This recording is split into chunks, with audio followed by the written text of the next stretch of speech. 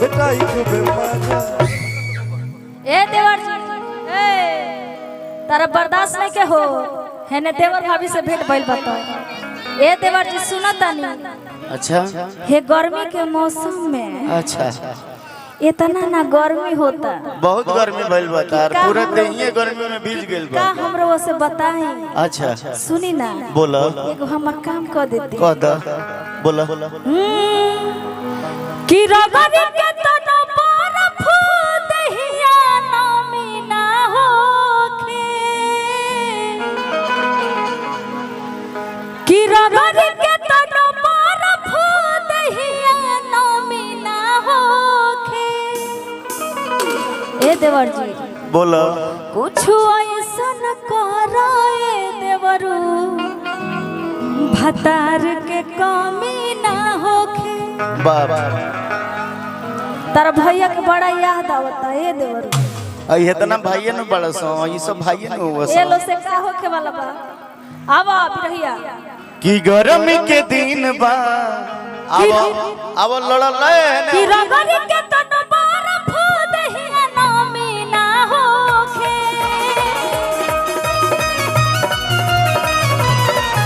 ओ रगरी के तनो बर्फ दहिया नामी ना होखे।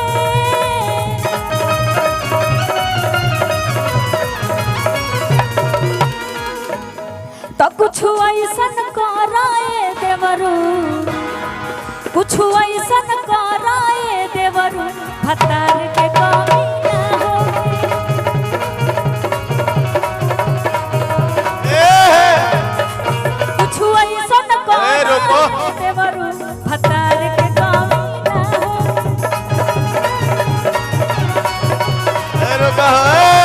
ना ना सुनिए ना है जब कंपटीशन होता है मुखड़ा मुखड़ा लड़का पूरा लब्यास ए पूरा काय खतरा हो कि लॉस लॉस करेला बदनवाए देवरू याद पड़ी आवेला करम दवाए देवरू कि लॉस लॉस करेला बदनवाए देवरू।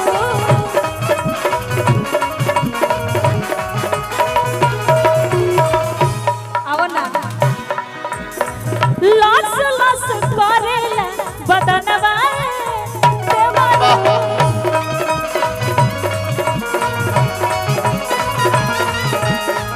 याद पड़ी आवेला पंकजवाए देवरू।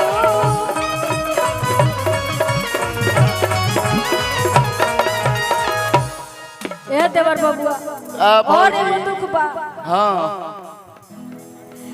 फायदा में हमारा अब मौसम ना होखे।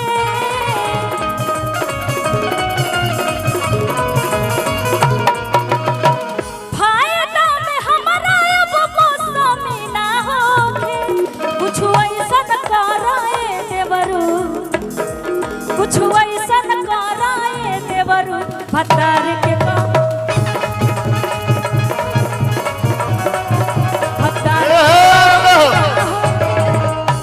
पंकज इनका से बर्दाश्त नहीं के आई सारा देवर कहतर सतारा से तोहरे के भौजी मान लेल बड़ा सा ठीक नु बा हो ठीक बा भौजी लायक बाड़ी नु अब तू नहीं कुछ छोड़त तो फिर हम नहीं कहे के छोड़े जा कमालू भैया का बोली सारा देवर कहतर से कि गर्मी के दिन बा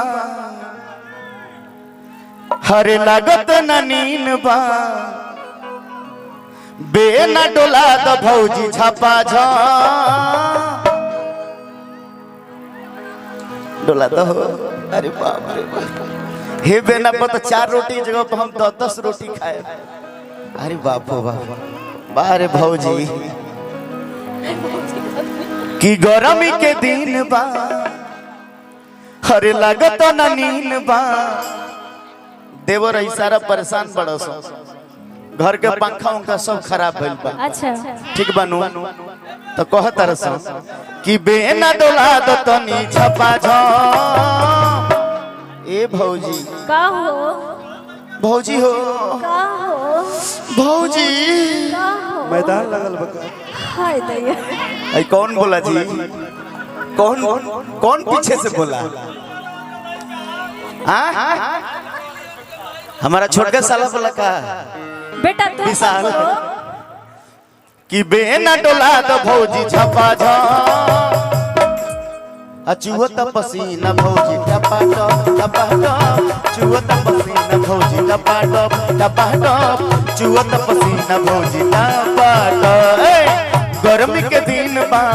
लागत न नीन बा गर्मी के दिन बा लागत न नीन बा बेना डोला दो भौजी छपा झा चुहत चुहत पसीना भौजी टपा टप चुहत पसीना भौजी टपा अब भाई दुगो गोलू हो तू कहां गौनी ए दुगो गोलिए नो हां फिर से की लागता को दी दीवाना हो सुनी ना हमर भतार मारे लगे कि फोटो के अच्छा चुमेले रोजाना हो कि मान ले बिया हमके पति बगली देखावे अगरबत्ती बनल चाहतिया श्रीमती पगली देखावे अगर कि लागता कोदी दीवाना हो फोटो के चुमेले रोजाना हो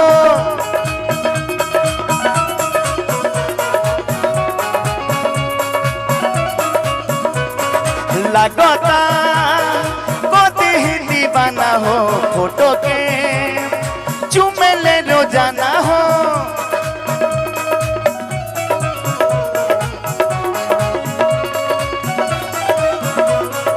मान ले बिया हमके पति मान ले बिया हमके पति पगली देखावे अगरबत्ती पगली देखावे अगर हम कह दी लगातार कहो हमरो आवाज दी ना किनको बुला दे हरियर की के एगो दुके हरियर पहन बाजा हो खाली एक आदमी आ जाओ देखो जन हां बोलो बोलो बोलो बोलो कि हमारा बुलेटवा पर कहियो बैठ के सटावे कि ना बोल बोल रे पतर का बोल रे चकर का आ हमारा से पटावे कि ना अब वे भैया कि हमारा बुलेटवा पर कहियो बैठ के पटावे हमारा बुलेटवा पर कहियो बैठ के सटा कि हमारा बुलेटवा पर कहियो बैठ के सटावे कि ना बोल रे पतर का बोल रे चकर का हमारा से पटावे हमारा से पटावे कि ना हमारा बुलेटवा पर कहियो बैठ के सटावे कि ना हमारा बुलेटवा पर कहियो बैठ के सटावे कि ना बोल रे पतर का बोल रे चकर का हमारा से पटावे बोल रे चकर का हमारा से पटावे कि ना लागल रहो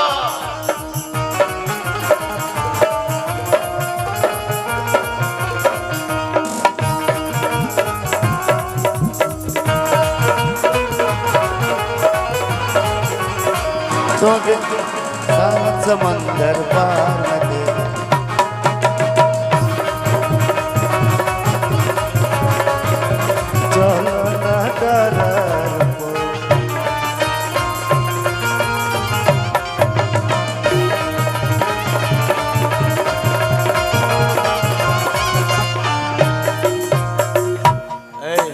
पूछवा तनी का हाँ बोली